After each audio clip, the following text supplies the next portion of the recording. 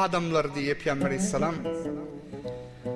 Huday Taala'nın rızkını talep edin, Hudaydan korkup talep edin diye.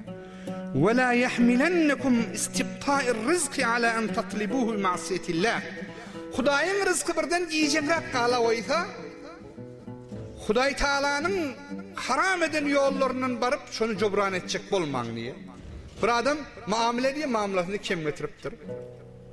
Bariye dersi de la oyuyor. Bariye gidiyor, Hudayın haram eden oyun rıbatını el vuruyor bu dani. Haram iki, Peygamber Aleyhissalatu vesselam fermayış ediyor, her kimin bedenine bir tike et haramdan bolsa Huday Taala cenneti şu haram etti deyip aydiye. Men ekele suhta lukmeten mines suht harramallahu ceseduhu alennar. Bir anacık bir lukmanı haramdan iyse Huday cesedini cennete haram eder deyip aydiye.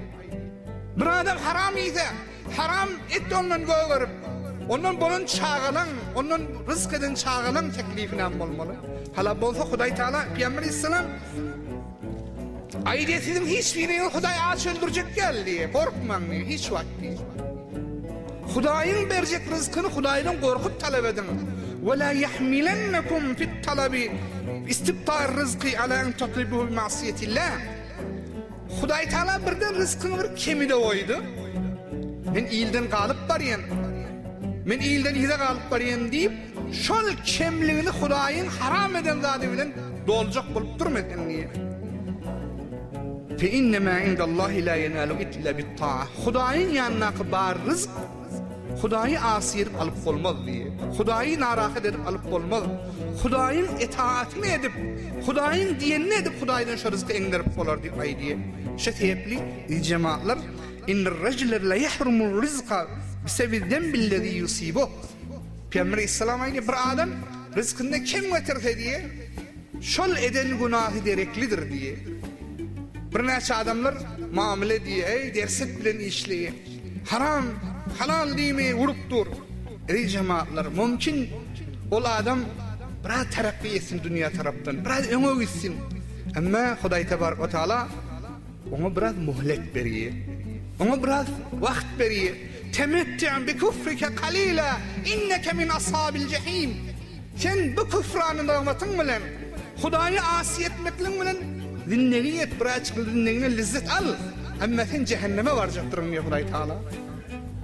Huday Teala insan rızıktan veriyen şecre adamlar 10 yıl, 5 yıl, 15 yıl hay dinleniyeti össesiye.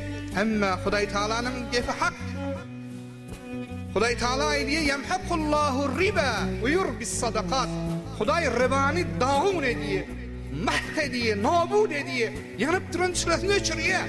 Ama ribanı Huday Teala sadakatları össürüyor deyip ay diye. O adamlar kul temetti'an bi küfrike kalila Hudayın hitabı sen bu azıcık damat bilen yaşa bundan muvaffak al. Ama senin cehennemdir mesirin deyip Huday Teala şey deyip ay diye. Pes beraber in edi cemaatler